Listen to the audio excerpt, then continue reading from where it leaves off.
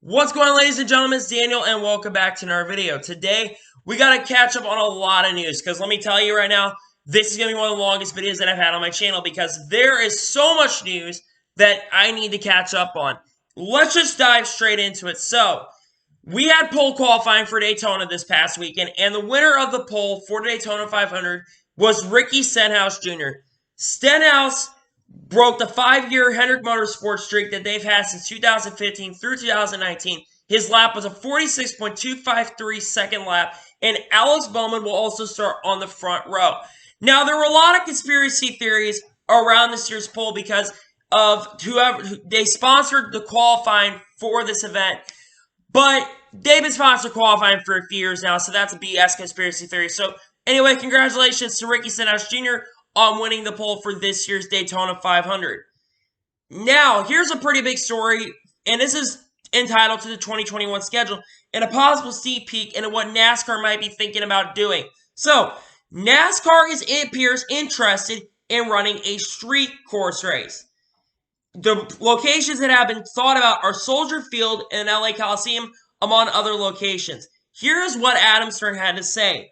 Steve Phelps has effectively confirmed that NASCAR is exploring a street race around a football stadium, saying there are opportunities that we are exploring that might seem radically different. The schedule and their deadline for the schedule is expected to be released in April. I mean, NASCAR has stated that they want to do a lot of radical changes with the schedule, and these would be some of the radical changes that could end up taking place. Personally, do I want to see a street course race? Maybe. I like to see how it goes, depending on how the layout is. Because, again, I know they've been trying in F1 to get a race out of Miami, and they've had a lot of protests, and there's been a lot of roadblocks. I can't imagine what kind of roadblocks could end up taking place, because trust me, there's people that would not want a race out in LA or a race out in Chicago.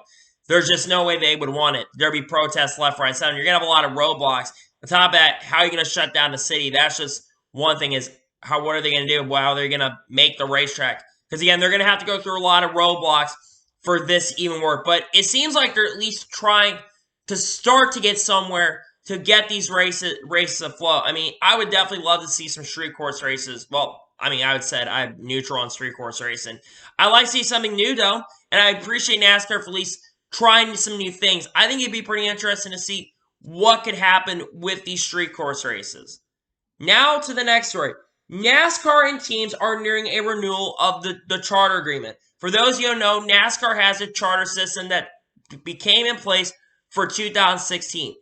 So 36 teams have a charter in NASCAR. So the last few spots are filled up with unchartered cars. So there's 4 that don't get in. And I'll be very straight honest with you, I've never been a big proponent of the charter system. I think the charter system needs to go in general. I think it's a horrible thing. But it's money to teams, so I can't blame them for wanting this charter. And what I've been hearing is that they want more money going to them and less money going to the tracks. And there's a good chance that we could be getting this agreement set as early as maybe today or tomorrow. You never know when they're going to announce this. So the renewal most likely will be through the next 4 seasons for 2021 through 2024. See, I'm very intrigued what's going to happen if this does take place. Now to the next story.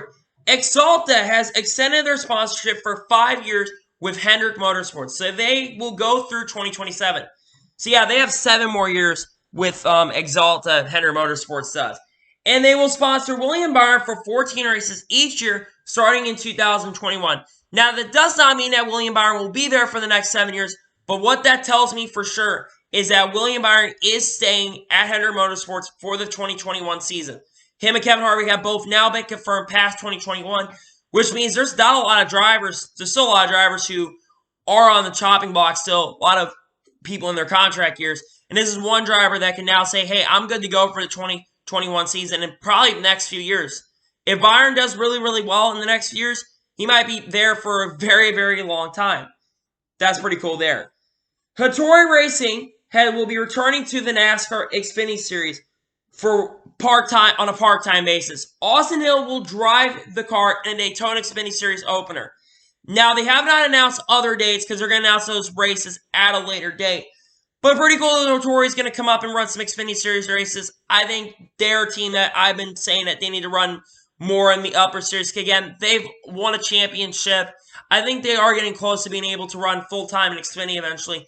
But again, just they need to take their time to get up and run some of those Xfinity Series races. JD Motorsports has announced their driver and crew chief lineup for the 2020 season. So the 4-car will be driven by Jesse Little and Brian Berry will be the crew chief. The 0-car will be driven by BJ McLeod and Jeffrey Earnhardt, and Wayne Carroll will be the crew chief there. David Starr will drive the number 6, and Case Kallenbach will be the crew chief.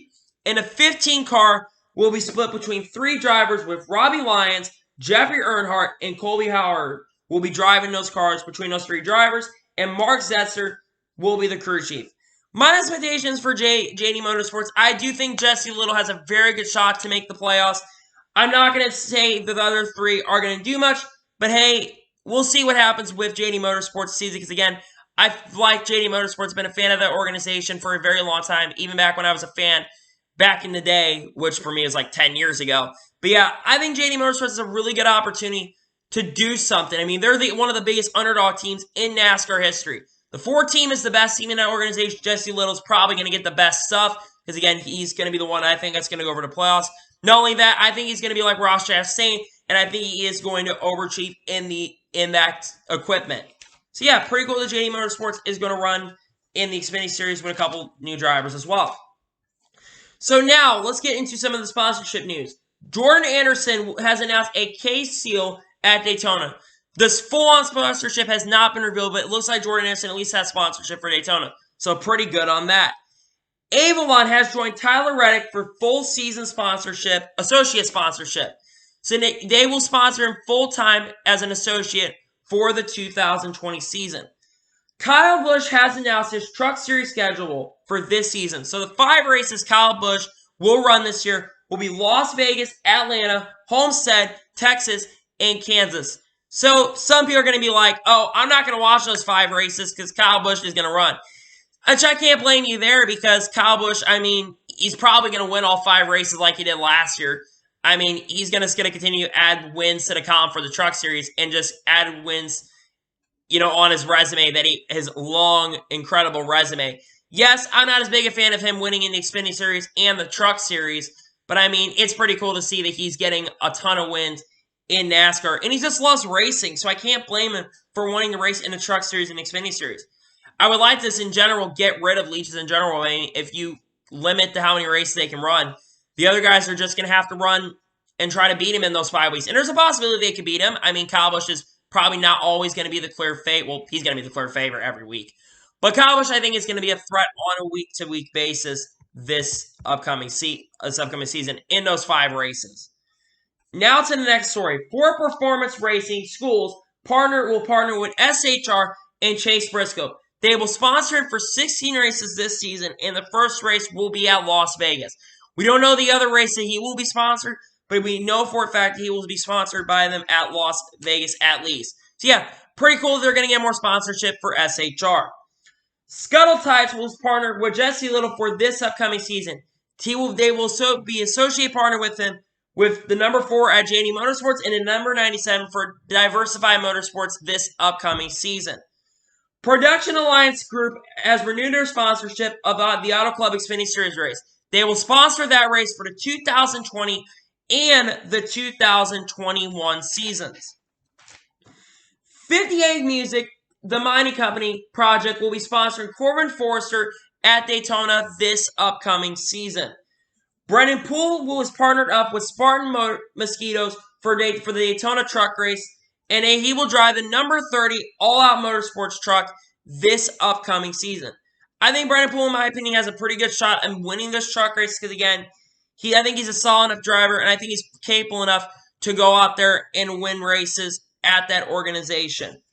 Speedco will be sponsoring Todd Gillen for 8 races this upcoming season. The 8 races they will sponsor him are Las Vegas, Homestead, Texas, Chicago, Kentucky, Michigan, Bristol, and they will sponsor him at Talladega Motor Speedway as well. So yeah, more sponsorship in NASCAR. Good news on that. And finally, Napa Auto Parts has signed a 2-year extension with Hendrick Motorsports. Chase Elliott will be sponsored for 26 races for each year starting this year, and it will sponsor him for the 2021 and 2022 seasons. So yeah, did a really good job. I got that done in like 10 minutes. Holy crap, did not get that done as quick as I did. So anyway, that is all the NASCAR news that I needed to catch up on for you guys. So anyway, I want to thank you guys for watching this video. Please like and subscribe to the channel. Turn notifications on so you can be notified when a video does go live on my channel. Follow me on Twitter, Facebook, Instagram. Links in the description below. And comment below your opinions on this video. And comment below your opinions on some of the things. And I will debate with you guys possibly in the comments below. So anyway, I want to thank you guys for watching this video. And I will see you guys next time. Take care, everybody.